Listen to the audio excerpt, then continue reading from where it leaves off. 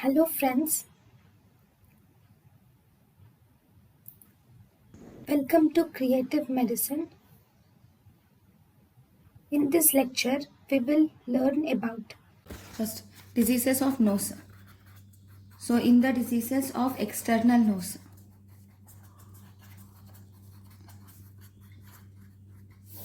the first disease is saddle nose. So, what do you see in saddle nose?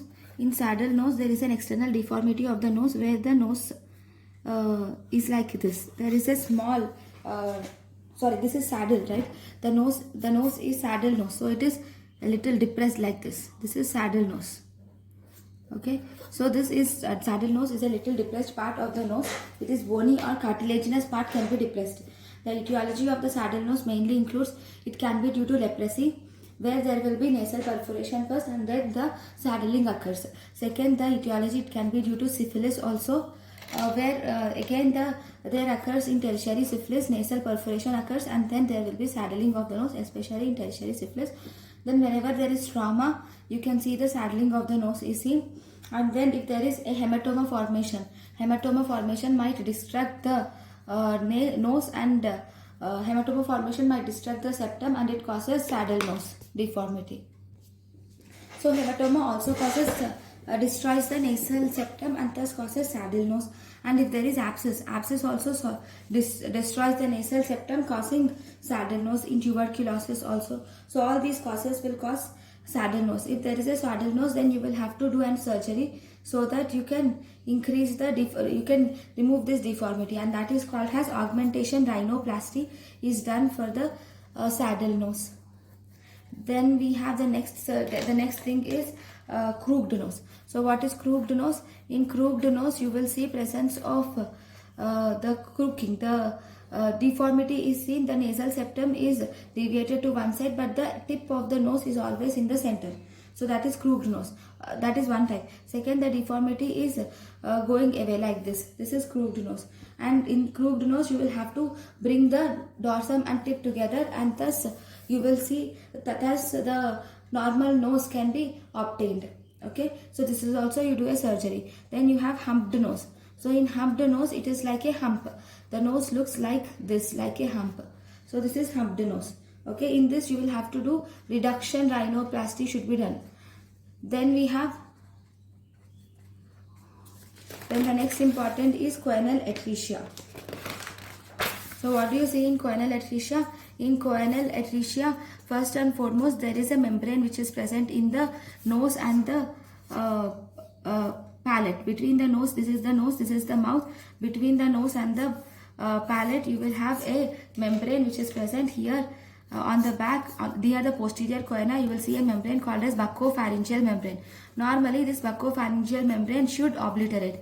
But if in any case, if this Bakofaryngeal membrane fails to obliterate, this septum will persist. So then the choana will undergo atresia. That is, there is no pathway for passage of air from the nose to the nasopharynx. Okay, so as a result this can be either unilateral or bilateral. If it is unilateral, the symptoms will be mild and it is most common, and this unilateral will remain undiagnosed at the birth. Whereas if it is bilateral, then because both the choana are occluded, in this state the air cannot pass through from the nose through the to the nasopharynx, oropharynx and the laryngopharynx. So as a result, the baby will breathe the air through the mouth during that time when the baby is actually feeding. When baby is feeding, the baby cannot take the air and the feed at the same time through the choanal atresia, so through the mouth. So as a result, at that time the baby develops apneic spells.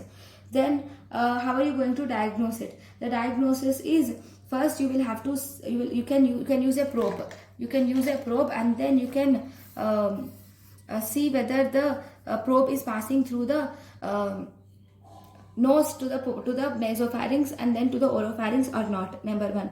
Then you can also use a methylene blue dye. If you put a methylene blue dye in the nose, this should come into the pharynx. Okay, so based on this you can diagnose the choanal atresia. And then if there is no choanal atresia, then in the nasal discharge you will see bubbles are seen in the nasal discharge.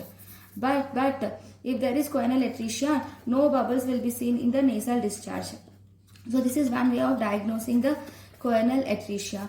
Now once you have diagnosed the choanal atresia, then how are you going to actually diagnose it, confirm the diagnosis when you have suspected it? Diagnosis is you should do CT scan for diagnosing the choanal atresia. In the CT scan, if you see the posterior choanal orifice, this, if it is less than 0.34 centimeters, then it is choanal atresia. And if the posterior vomer, here there will be a bone which is vomer, and this vomer, if it is more than 0.55, then it is choanal atresia. If vomer is more than 0.55, or if the opening is less than 0.34 centimeters, then it is choanal atresia. Then we have a technique for it that is called as Meck-Govern technique. So what do you do in Meck-Govern technique? In Meck-Govern technique, we put an infant feeding tube, we put a nipple. A feeding nipple will be put in the mouth, and this nipple will have a hole. So through this hole the baby can breathe.